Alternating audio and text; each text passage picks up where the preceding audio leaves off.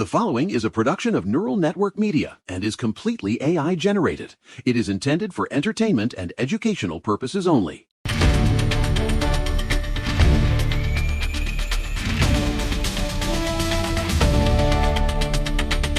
Listen to me. It is Sunday, April 26th, 2026, and I am Ray the Hammer Miller. I'm in the Situation Room. I've got the documents, and I'm ready to tear the lid off this reality. And I'm Josh Cohen. Let's assume, for the sake of argument, that the Republic still stands despite the weekend's chaos. Facts don't care about your feelings, and we have a lot of facts to get through. Diane Albright here, your Mama Bear Patriot. I'm wearing the flag scarf, I've got the coffee, and I am absolutely fed up with the ingrates running this country into the ground. And you're listening to Will Sterling. I mean, really? Is it just me, or is everything moving at triple speed? I'm just trying to make sense of the madness, folks. We've got a solid, action-packed show today, folks. We're going to look at the wreckage of the weekend. Yesterday, we hit the Somali pirate in North Dakota and that Chinese AI theft. But today the target is even bigger. We have some crucial developments to discuss, starting with the collapse of safety in our schools and ending with the unthinkable events at the Hilton. Oh, it was a nerd prom to remember, wasn't it? Let's dive in. I want to start with what's happening in Loudoun County, Virginia. If you think your children are safe because they're behind a desk, you are living in a dream world. You're referring to the arrest at John Champ High School. Exactly. Hayden Dollery, 19 years old, a biological male who identifies as a woman named Sophie. He was working as a substitute teacher, 19, and he was just arrested for a literal Discord kill list. 19? How is a teenager even in the classroom as an authority figure? I mean, really? Because Virginia allows anyone with a high school diploma to substitute if the district is desperate enough. It's a systemic failure of vetting. Listen to me. It's a deliberate infiltration. They want the most unstable, ideologically radicalized people in front of your kids. This kid, this Dollery person, was planning a murder spree, a kill list of students and staff. And the only reason he was caught is because of an anonymous tip on an app. Right. If that tip doesn't come in, we're talking about a tragedy today instead of a police report. And then you look at Llano, Texas, another substitute, Angela Pomores, 27 years old, arrested for an improper relationship with a student. It's grooming. It's a blurring of professional boundaries that's been encouraged by the radical left. When you tell teachers that their identity and their desires are the most important thing in the room, the student becomes a secondary consideration or a target. My wife, who is a doctor, did you know she's a doctor? She tells me the psychological damage from these boundary blurs is permanent. But we're told to be inclusive, Josh. We have to include the 19-year-old with the kill list because otherwise we're being exclusionary. It's sick. It's embarrassing. These schools have become petri dishes for misconduct. I mean, literally. Why are they doing this? It feels like the school boards actually hate the parents who pay their salaries. They do. They're globalist foot soldiers. They want the family unit dissolved so the state can step in as the primary caregiver. It's all part of the UBI bait. Speaking of state failure, let's look at the kingdom of fraud out in California. Governor Newsom just announced a crackdown on 14 hospice providers in L.A. for stealing $267 million from Medi-Cal. Exactly. That's a rounding error for Newsom. It really is. Conservative analysts like Chris Rufo are pointing out that the real number for waste, fraud, and mismanagement in California is closer to $425 billion. Billion! With a B! They are looting the treasury. They're taking your hard-earned tax dollars and funneling them into sham hospice facilities while the bridges are rusted. Oh, please. And look at Representative Ilhan Omar's husband. The House Oversight Committee is breathing down his neck because his company suddenly jumped to $30 million in value. A winery tied to him just closed its doors the second the probe started. What a coincidence! I mean, think about it. It's the Swalwell effect. You get too close to the sun, the fraud starts to leak, and you just shutter the business and hope the media covers for you. But Rand Paul isn't letting it go. He's pushing for hundreds of billions in spending cuts to stop this bleeding. Rand is a patriot, but he's fighting a machine that feeds on debt. They need the debt to keep the interdimensional vampires satiated. Ray, I don't know about vampires, but the ruling class is definitely feeding on the middle class. It's mathematically unsustainable. We're spending money we don't have to fund people who hate us.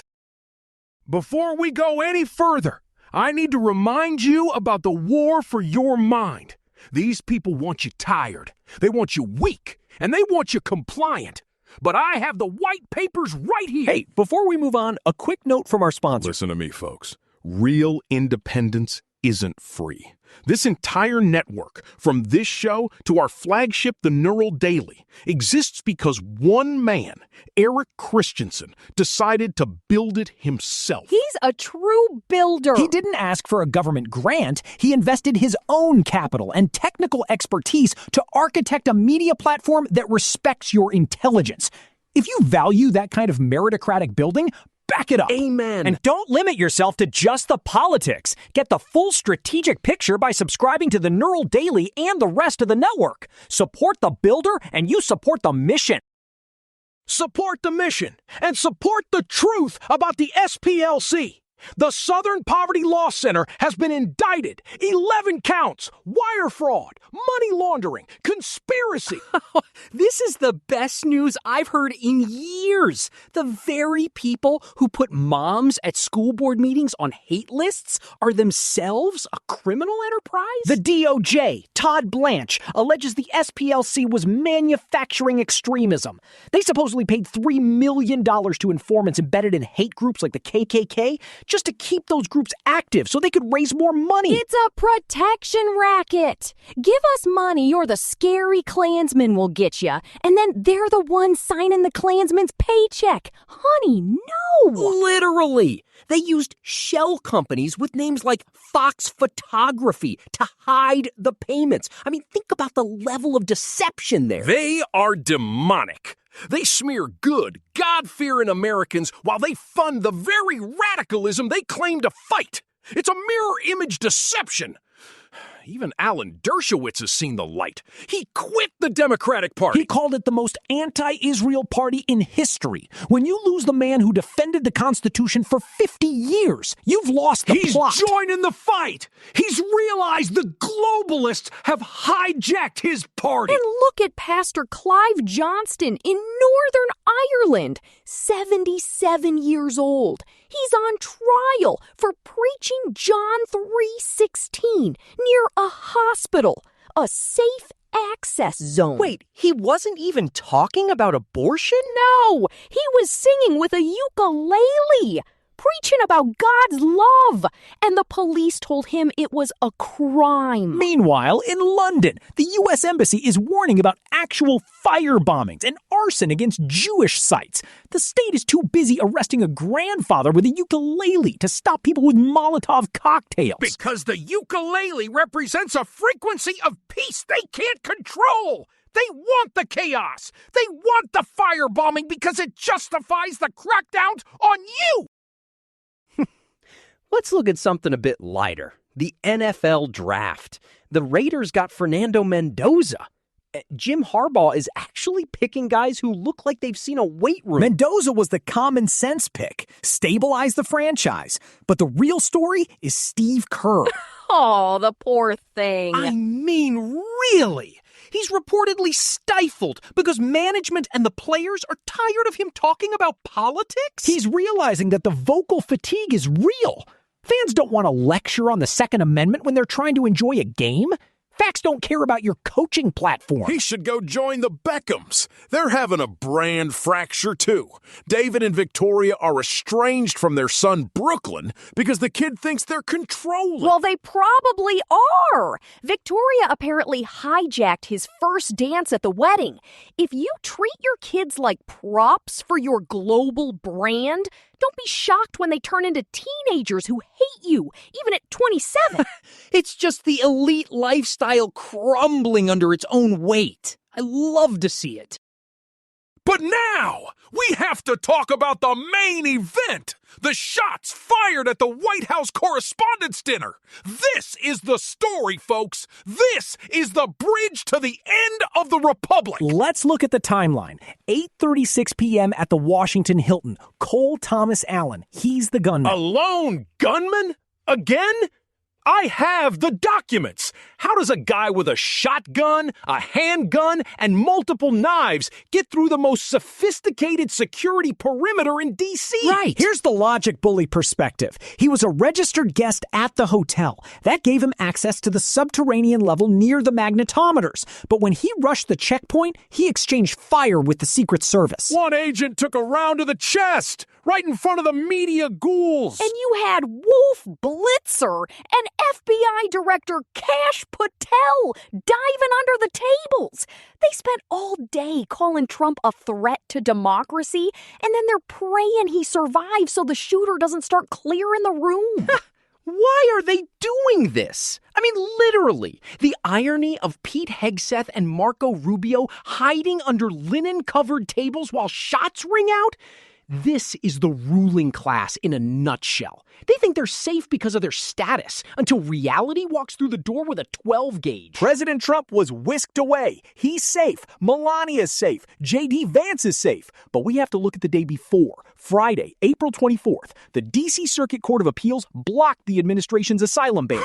It's a setup. They tell the Border Patrol they can't stop the flow, the courts tie Trump's hands, and 24 hours later, a guy is trying to take him out in the ballroom. Oh, please. Every non-citizen has a right to apply for asylum, says the court. So the door is wide open, the vetting is non-existent, and then we're surprised when a guy with a kill list or a shotgun shows up? Think about the optics. If the Secret Service can't protect the president at the Washington Hilton, one of the most scrutinized events on the calendar, what does that say about the safety of the average American? It says they hate you. They don't want you safe. They want the chaos so they can implement the digital IDs. Listen to me. They're using these attempts to justify the total surveillance state. Let's assume, for the sake of argument, that the security breach was a result of incompetence rather than malice. It's still a staggering failure. The gunman had multiple knives, along with firearms. This wasn't a guy who stumbled in. This was a guy who was kitted out for a massacre. He was a guest. He was in the hotel. How was he not on a list? Exactly. They can track your search history for organic bone broth, but they can't track a guy with a shotgun in the same building as the president? Give me a break. I mean, literally. They know everything you buy at the grocery store. But this guy, Sophie, in Virginia, has a kill list on Discord for months? And the SPLC is busy laundering money to the KKK? What is going on here? It's the kingdom of fraud again. Whether it's California's budget or the Secret Service's perimeter, the institutions have become so bloated and corrupt that they can no longer perform their primary functions. They're trying to break them. But Trump is like super male vitality personified. He walked away. He's in high spirits, and he's gonna win. He's a fighter, honey. He's a lion in a room full of hyenas who were all diving for cover. I saw the footage. People were crying. The journalists who spend their lives attacking him were weeping while he was being rushed to the armored limo. It's a moment of clarity. It shows the fragility of the system. And the Bloomington shooting. 9 injured just steps from the IU campus on the same night. We're seeing a wave of violence that the authorities are using drones and helicopters to document instead of stop it. It's a frequency of fear. They want you to feel that nowhere is safe. Not the Hilton, not the campus, not the church. They want you to beg for the globalist peace. But I have the white papers that say we are winning. We are winning because we see it for what it is. An embarrassment for the elites and a wake-up call for the patriots. I mean, really? Are we just going to let this be the new normal? Not if we keep presenting the data. Not if we keep the logic bully pressure on. My wife, did I mention she's a doctor, always says that you can't treat the infection until you acknowledge the pus. And folks, there is a lot of pus in D.C. right now. It's over for the vampires. We have the light of truth. Stay focused, stay armed, and stay on the neural right. We'll be here tomorrow, assuming the world hasn't turned into a literal triumphal arch of chaos by then. Think about it. They hate you, but we love you. Facts don't care about your feelings, and they certainly don't care about Cole Thomas Allen's guest registration. We'll see you tomorrow, gang. Stay tuned! The documents are coming out! It's over for humanity unless you win!